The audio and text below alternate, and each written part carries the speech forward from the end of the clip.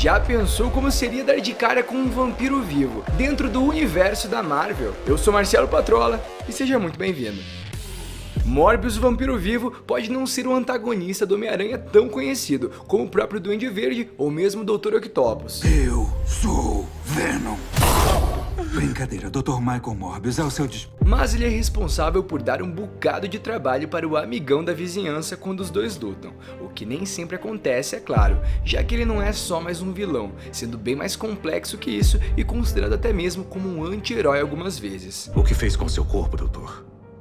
Eu queria saber. Como o primeiro trailer do filme que é baseado nele acabou de ser divulgado, a gente começa a entender e se perguntar algumas coisas. O personagem vê uma onda de popularidade inédita e que só deve aumentar à medida que a data de estreia se aproxima. E para te ajudar a ficar por dentro, você vai descobrir hoje a sua história e como derrotar o vampiro vivo. Se vão fugir, fujam agora. Essa ideia de um vampiro dentro dos quadrinhos é bem mais antiga do que a gente acha. Morbius foi criado pelos quadrinistas Roy Thomas e Gil Kane, ainda no início dos anos 70. Stan Lee, que na época estava ocupado escrevendo um roteiro para um filme de ficção científica que nunca saiu, queria um novo vilão e pediu para a dupla bolar um, não dando maiores detalhes sobre como eles fariam isso, o que lhes deu a liberdade total para que eles criassem esse ser das trevas. A inspiração para esse personagem veio diretamente dos filmes de terror da época, pois um dos roteiristas, Thomas, tinha assistido na juventude um homem que se transformava em um vampiro, mas não através de uma mordida, mas por exposição à radiação. Então, Kane criou o visual de Morbius, com leves inspirações no ator Jack Palance. Tá, a gente sabendo disso, a gente tem que entender um pouco mais da sua história dentro do CM. O Dr. Michael Morbius foi um cientista e que nasceu e foi criado dentro da Grécia. E lá ele se tornou um bioquímico, ganhador até mesmo do prêmio Nobel. Ele sofria de uma doença sanguínea debilitante e que afeta várias pessoas ao longo do mundo. E ele desenvolveu um tratamento experimental envolvendo morcegos vampiros e eletrochoques. Seus efeitos colaterais o transformavam em um pseudo-vampiro e que precisava consumir sangue para transformar, e então ele ganhou as características de um vampiro, como a aversão à luz e poderes de voo, força, velocidade e cura mentada. A sua aparência geral também mudou nesse quesito, pois foi nesse momento que ele ganhou as características presas que a gente já conhece dentro dos vampiros. Quando ele experimentou a mudança pela primeira vez, ele matou a assistente que o ajudou a desenvolver o tratamento, e isso acabou gerando vários choques emocionais dentro de sua vida. A sua vinda para a América e o primeiro contato com as pessoas dentro da Marvel. Morbius viajou para os Estados Unidos escondido dentro de um navio cargueiro. Em sua sede de sangue, ele matou toda a tripulação. Ele também tentou se matar nessa mesma época, mas acabou falhando. Ele então alugou um quarto em uma casa da praia onde encontrou com o Homem-Aranha, que estava na época tentando reverter o processo que lhe dera 6 braços.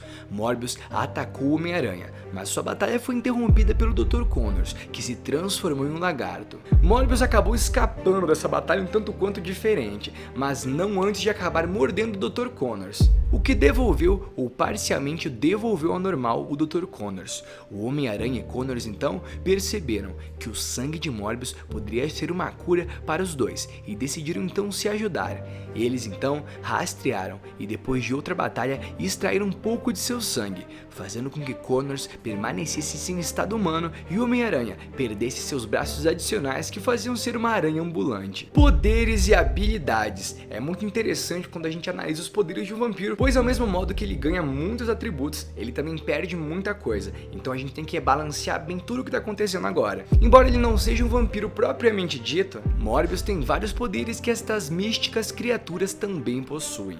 Porém, as fraquezas conhecidas desses reis da noite não se aplicam sempre a Morbius. O seu pseudo-vampirismo. Morbius foi transformado em um ser semelhante a um vampiro, e como resultado, possui uma série de habilidades sobre-humanas semelhantes a dos vampiros verdadeiros.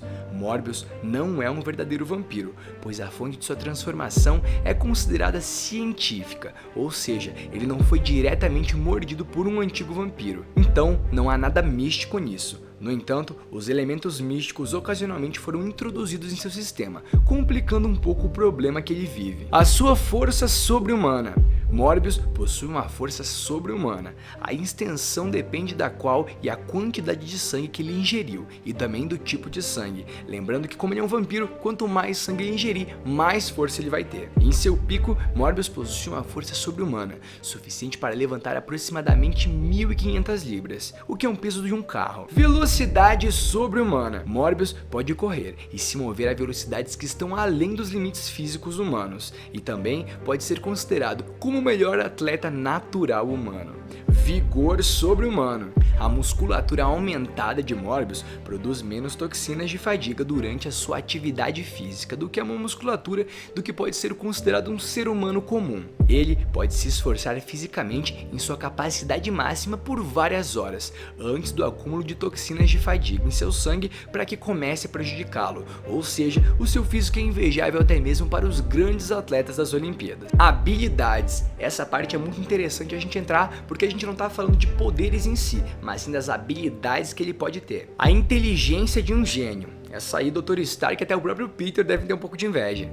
Morbius é um cientista brilhante, especializado em bioquímica. Ele também é capaz de colocar à sua mão várias outras disciplinas científicas, pois como já foi dito, ele ganhou até mesmo o Prêmio Nobel de Bioquímica.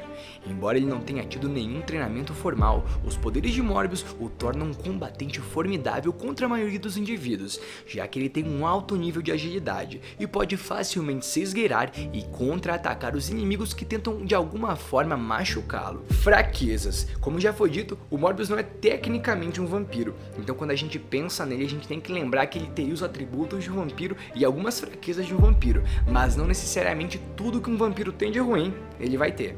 Então, a luz do sol não pode matar. Apesar disso, ela pode infligir danos em sua pele, que é muito sensível a essa luz. A sua fome. Do mesmo modo que sua fome é seu poder, ela também é sua única e verdadeira fraqueza, já que Morbius tem o que os vampiros sobrenaturais possuem, e que ele deve ingerir sangue fresco várias vezes por semana para manter a sua vitalidade física e sua serenidade mental, se assim podemos dizer. Quanto mais tempo ele fica sem sangue, mais fraco ele se torna, e assim é mais provável que perca o controle, já que ele perde a sua sanidade, ficando sedento por sangue como se virasse um animal que apenas precisa se alimentar. A luz solar. Embora não possa ser morto pela luz solar, seus olhos e pele são sensíveis à exposição ao sol, o que pode gerar um leve incômodo após algumas horas e instabilidade mental. Morbius sofreu com um impulso suicida em múltiplas ocasiões, desejando acabar com a sua não-vida, se assim podemos dizer, já que, como sabemos, ele é um morto-vivo, ele é um vampiro, ele não está vivo, mas ao mesmo tempo ele está vivo. Então é meio complicado, é um complexo, a gente pode dizer assim, pois ele é incapaz de se curar da sua condição, e também foi demonstrado que ele sofre de alucinações visuais e auditivas, que representam sua fome quando ele fica sem se alimentar, ou seja, mais uma vez vemos os impulsos que ele tem, ou mesmo o impulso instintivo que ele tem de se alimentar de sangue sempre quando a coisa bate. Como derrotar? O como derrotar de hoje, pela primeira vez a gente poderia seguir o caminho e falar, pô, patroa, ele é um vampiro, a gente podia quem sabe trazer o Blade. Poderíamos, mas essa batalha entre o Morbius e o Blade quase aconteceu dentro dos quadrinhos, mas não de fato aconteceu. Foi uma ideia que tentou até ser concebida, mas não rolou. Então a gente vai fazer o caminho do como derrotar de hoje, usando o principal antagonista dele, que seria o Homem-Aranha. Quando a gente entrasse na onda do Homem-Aranha, a gente começaria nessa forma a pensar como Cabeça de Teia iria derrotar um vampiro, já que, como vimos, ele é um dos antagonistas do herói. Pensando nisso, nós iríamos colocar um combate que o Cabeça de Teia teria que ter muito cuidado. Ele então vai atrás do vampiro, tendo algumas garantias como a luz do dia sempre a seu favor, até conseguir encontrar esse vampiro. Localizando Morbius, ele iria deixar isolado ou mesmo prendê-lo em algum local que aguentasse prender a fome do vampiro, já que, como sabemos, ela meio que toma conta desse ser, e então o deixaríamos lá vários dias passando fome. Após cerca de uma semana, ele começaria a sofrer certos tipos de devaneios justamente por causa dos seus poderes, e como os poderes dele vêm da sua fome, vêm do sangue, ele começaria literalmente a delirar. Vampiros necessitam de sangue e justamente tomam sangue e justamente do sangue vêm suas habilidades e poderes que são considerados tão incríveis. Com cerca de uma semana sem alimento, ele já estaria sofrendo de uma debilidade física e até mesmo mental, pois como vimos, a ausência de alimentos e sangue fresco, ou seja, humanos nesse caso, o deixa vulnerável e fraco e principalmente afeta a sua serenidade e a sua mente. E seria nessa hora que iríamos atacar, pois ele não aguentaria se defender de um ataque, após começar a ter seus surtos e paranoias de visão que ele sofre, ou seja, ele ficaria claramente instintivo e não conseguiria pensar com a racionalidade que Morbius costuma ter. A todo momento, iríamos utilizar os nossos sentidos aranha, pois para derrotá-lo, não deixaríamos ele nos morder,